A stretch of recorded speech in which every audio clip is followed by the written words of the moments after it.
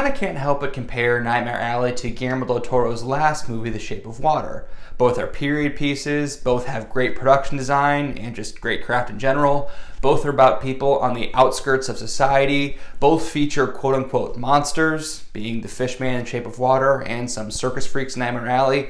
But both also do the man is the real monster thing. And both were nominated for Best Picture. You may remember Shape of Water actually won Best Picture and Best Director for Del Toro.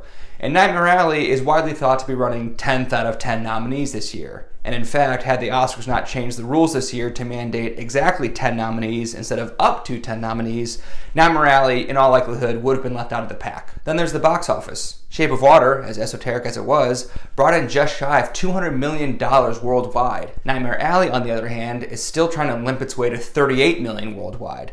And I know what you're thinking, there's a pandemic going on, but for a point of comparison, Spider-Man No Way Home came out the same weekend as Nightmare Alley, and Spider-Man made $50 million in the US alone just on that first Thursday night. And Nightmare Alley has struggled to make $40 million worldwide in 3 months. It's not that people aren't going to the movies, they're just not going to see Nightmare Alley. Certainly not as much as The Shape of Water. Which is unfortunate, because I think Nightmare Alley is actually quite a bit better than The Shape of Water. Both movies are indicative of Del Toro's love of movies and love of genre. Shape of Water had plenty of allusions to old Hollywood and was a riff on the sci-fi monster movie, kind of like an oblique retelling of Creature from the Black Lagoon. Nightmare Alley is a noir movie based on a 1946 novel when noir was the dominant genre of the day, and an argument can be made that it's kind of, in its own way, about movie making, about crafting a narrative and selling a story to an audience in order to get their money. The movie opens provocatively in media res with Stan Carlisle, played by Cradley Booper, dragging a dead body into a hole in the floorboards of an old house and then setting the whole house on fire. We're offered no context for this and therefore aren't really sure what to think of Stan at first, but we do occasionally flash back to the events leading up to this opening, which fleshes out our picture of him. Stan drifts around and encounters a traveling carnival. One of the head guys, Clem, played by Willem Dafoe, offers Stan a job, so he sticks around for a while. He takes a romantic shine to the death-defying electricity act Marley, played by Rooney Mara, and he starts working with the mind-reading clairvoyant act Madame Zena, played by Toni Collette, learning as much as he can about how her act works. When a sheriff comes around to shut the carnival down, Stan is able to put this new knowledge into practice, as he's able to do a cold read of the sheriff and perform a clairvoyance routine on him to trick him into not shutting down the carnival. With this newfound confidence, Stan leaves the carnival with Molly to go into the city and do their own psychic act. Real quick, I didn't see much marketing for this movie, but from what I saw, I assumed this was a Guillermo del Toro circus/carny movie. And it is that for about an hour, but the movie's 2.5 hours long. You need that first carny hour for setup, but the bulk of the movie is Stan and Molly in the city. Them leaving the carnival is when the story proper really starts. In the course of their psychic act, Stan crosses paths with a psychologist named Lilith, played by Cate Blanchett, who provides him with information on her patients so he can run a clairvoyant grift on them. Stan starts to buy into his own hype a little too much, he gets in a bit over his head as the grift gets more involved, yada yada yada, conflict ensues. Funnily enough, I somehow didn't put together that this was a noir, even after watching it.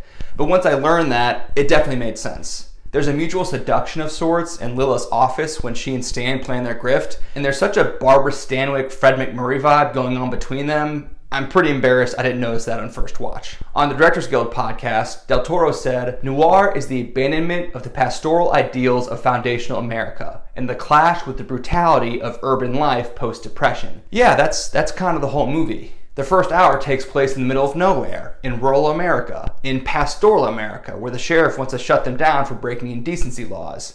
And then the movie moves to an urban setting, and morality kind of goes out the window.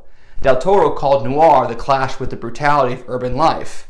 Things were brutal in the first hour, but it's nothing like the last hour and a half. To further reiterate the noir construction of the movie, they released a black and white version called Nightmare Alley, Vision in Darkness and Light for a limited theatrical release back in January.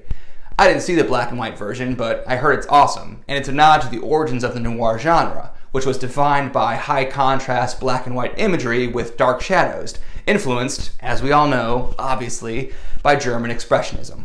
In that same DJ interview, Del Toro shouts out his team and how he works exhaustively with each department head one-on-one to make sure every craft decision they're making is based around story and character, etc. But the cool thing is that he specifically says they start with production design, then they create the sets with lighting in mind, then the director of photography comes in and does his lighting scheme based on how the sets are designed, and then set dressing and wardrobe come next. So he shouts out production design, cinematography, and costumes. And about 4 weeks after that interview was recorded, the movie was nominated at the Oscars for production design, cinematography, and costumes, and Best Picture. Real quick, as Bradley Cooper is a producer on this, he gets an Oscar nomination for Best Picture, giving him his 9th Oscar nomination in 9 years. Still winless, by the way. But notably, he now has as many Oscar nominations for producing as he does for acting, 4 apiece.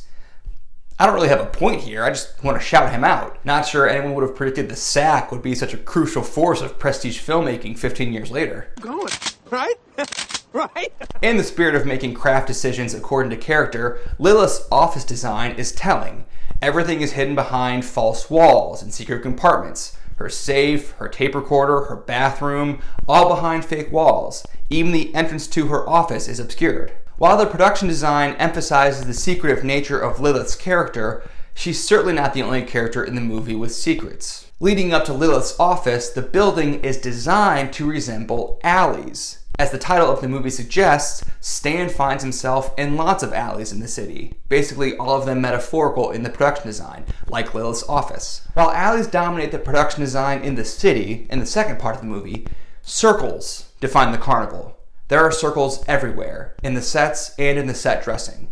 And as Del Toro says on that DJ podcast, circles follow Stan into the city, as if they're pursuing him. Given the performance spaces that were circular at the carnival, the fact that Stan performs his psychic act with Molly in a circular room is both a meaningful callback and meaningful foreshadowing.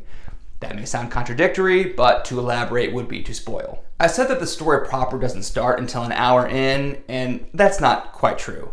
In this movie, plot is character and character is plot. The movie is Stan's journey. It gets plottier once they move to the city, but that first hour at the carnival is essential for us to learn stuff about Stan's character, and is therefore essential to the plot. And of course, there's a lot of thematic setup happening at the carnival. Father figures. Note how Stan treats the older men in his life. The American dream / capitalism. Keep in mind this is all in the wake of the Great Depression. And note that at the start of the movie, Stan has nothing and is satisfied with a hot meal and a roof over his head, and as he gets more money, he gets less satisfied. Along those same lines, exploitation. The way that anyone makes a buck in this movie, either at the carnival or in the city, is by exploiting other people, particularly by weaponizing their weaknesses in some way. Willem Dafoe says very early in the movie, people will pay good money just to make themselves feel better. Even though Stan and Molly leave the carnival behind, all those things that are set up in the carnival section of the movie come back or pay off in some way. The circles in the production design are also representative of the circularity of the narrative. Del Toro went so far to say, quote, "The entire movie is a prologue for the last 2 minutes." I like that. Not just for this movie, but for any movie. Every movie should build up to its ending as well as Nightmare Alley does. Titling the movie Nightmare Alley obviously clues you in to pay attention to when that title is said in dialogue, which is about 40 minutes in. What the title is in reference to is a big hint about what this movie ultimately is.